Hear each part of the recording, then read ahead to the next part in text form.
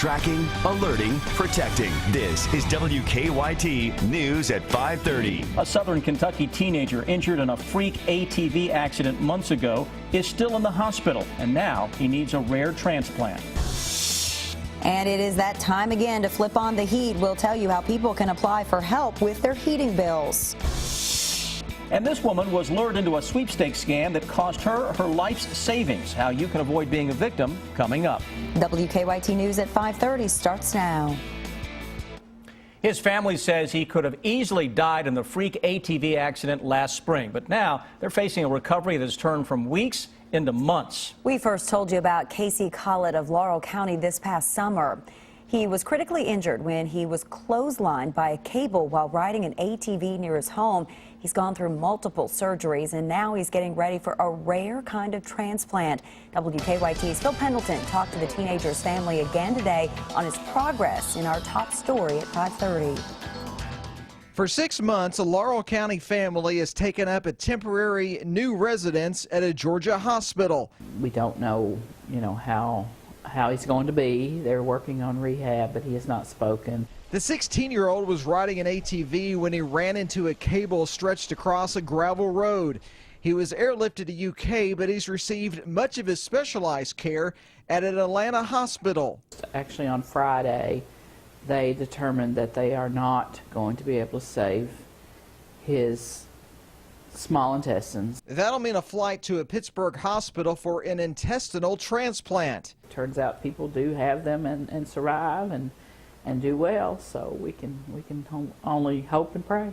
The holiday season was always celebrated in a big way for this family, but obviously this accident has changed that, has put life into perspective. Black Friday was something that they always went all out for, but they tell me that this year they're going to observe that day in a much different way. Instead of shopping, we will be taking food to UK hospital, to the trauma waiting rooms there, to help kind of pass on what people have done for us. Hensley says their community has helped them immeasurably, from fishing tournaments to fund drives. There are a lot of good people still in this world. They're not sure what the future holds. We're still looking for that miracle. Yet thankful for the everyday simple acts of kindness they've seen time and time again. In Laurel County, Phil Pendleton, WKYT. Casey Collett's aunt tells us that the accident involving the wire that he hit is still under investigation. Beautiful November day to start our work week, but you should pull out that winter coat because it looks like winter is not going to wait around very long, Amber. And you're going to need it. Chief Meteorologist Chris Bailey has more on some very cold weather heading our way. How about it, Chris? Yeah, outside of today, guys, it's been a very cold November already. Those temperatures across the state running anywhere from a couple to as much as 5 or 6 degrees below normal for the month. Today's little spike and what we get into the first half of tomorrow is kind of the anomaly for the month, because we have even colder air that is now marching out of Canada. It is straight out of the Arctic Circle, the North Pole kids, Santa sending this way, our way, I guess. Temperatures behind this into the single digits, the teens, the 20s, and the 30s. Ahead of it, 70s. You go from 70s to the 20s across parts of the Plain States in a matter of 150 or 200 miles or so. Temperatures right now are into the low 60s across most of central and eastern Kentucky. Will drop like a rock now that the sun has set with a lot of dry air. Nothing on Defender. If you're out this evening, there's that temperature drop into the upper 40s by the time we roll toward 11 o'clock or so. Weather headlines: Arctic air is on the way. It's going to feel like January. The question is, will it look like January? At least some snow chances show up, guys, in the 7-day forecast straight ahead. All right, as Chris said, the cold weather could be settling in for a good later this week. And if you are worried about heating your home, you can now apply for assistance with your heating bill. It's called LIHEAP. It started last week, and as Rebecca Smith found out, most people who apply are granted financial help. Community Action Kentucky, where we are right now, is one of the agencies that works to help facilitate these LIHEAP funds. The program started last week. Folks could start applying for the subsidy program. We asked them to also give us some tips on heating bills and how to cut down the cost of those. As the possibility of cold weather creeps towards central Kentucky, folks are considering ways to cut down the cost of their heating bills. Kentucky Utilities wants to raise rates, and at the same time, the State Public Service Commission says we can expect to pay about 4.5% more this November than a year ago. Last winter, we saw a shortage of propane, which is also a possibility this year, according to Mike Monahan. It does become a problem. You know, people run out, and if the supply is just not there, it becomes difficult. So we just try to get them enough. Even if we can't get them the full benefit of their propane, 200 gallons, we'll try to get out as many gallons as we can. Another component to saving on your heating bill is what they call weatherization. That means eliminating drafts from your home, making sure your attic has proper insulation. Also, something as simple as changing out your light bulbs to be more energy efficient can help cut down the cost on those heating bills. For more tips, go to our website, WKYT.com. In Frankfort, Rebecca Smith, WKYT. Another round of LIHEAP to help with disconnections will be available in January.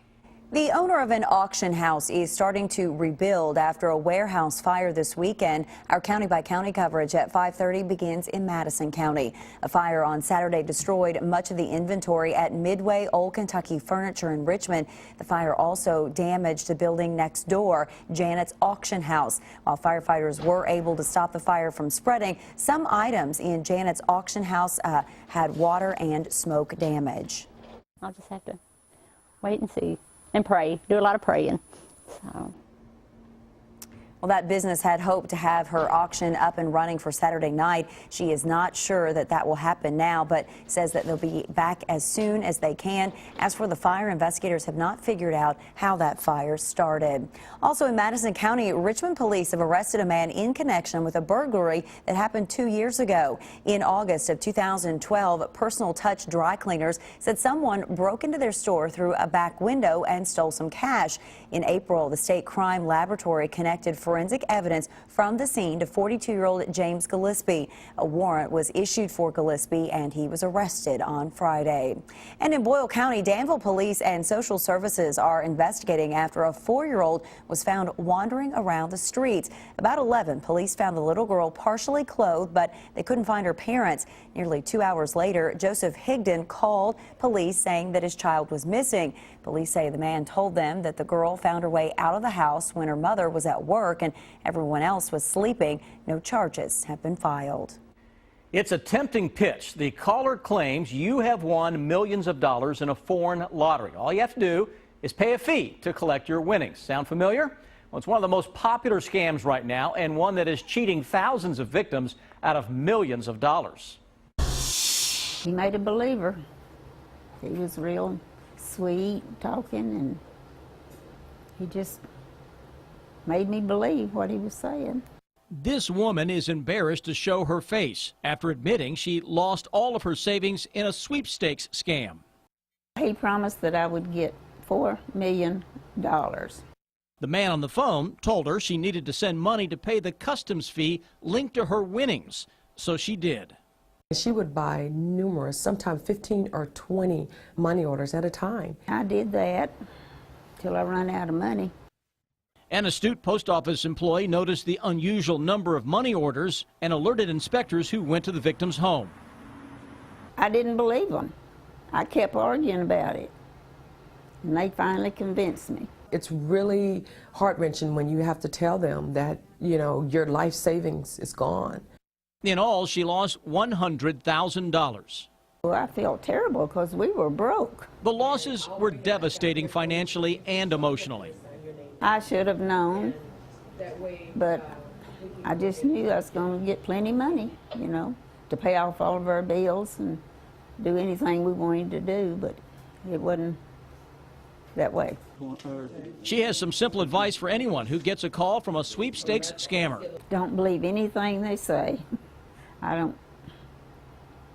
know they're convincing, but just don't believe them. And we have said this many, many times, but some people are ignoring it. They're not hearing it. A legitimate sweepstakes will not require you to pay any fee to receive what you are going to win.